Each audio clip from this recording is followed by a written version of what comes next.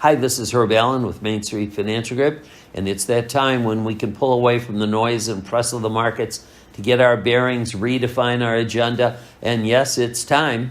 Pull out your altimeter to check the altitude of this market.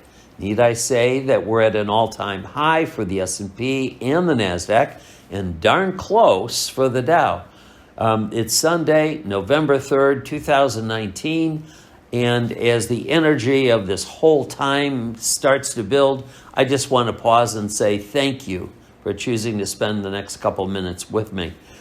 So we had a sense that this last week would be a solid win, with some concern for Friday's Department of Labor's October payroll report.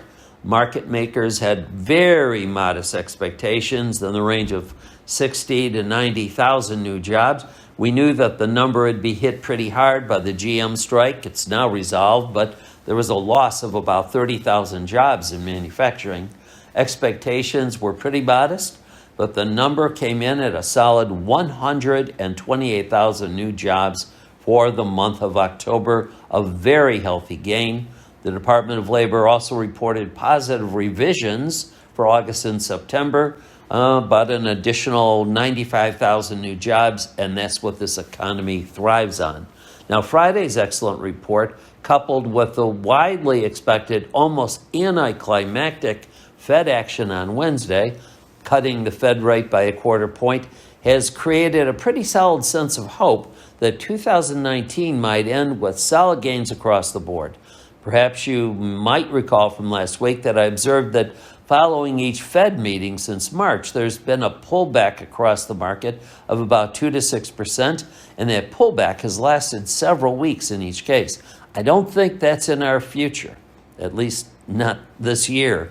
The economy is solid with some areas of weakness, of course. We have global markets still in a tentative hold, and we have market makers wanting to avoid last year's fourth quarter disaster of loss, which ranged from 10 to 25%.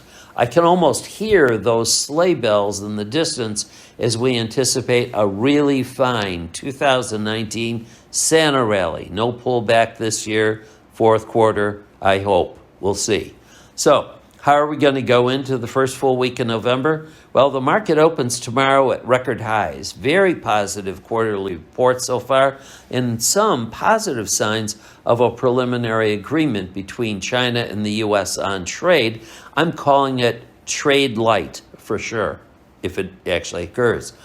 The coming week continues with a few more quarterly reports. We have about 80 probably on the S&P 500, but they're probably going to continue to blow away expectations.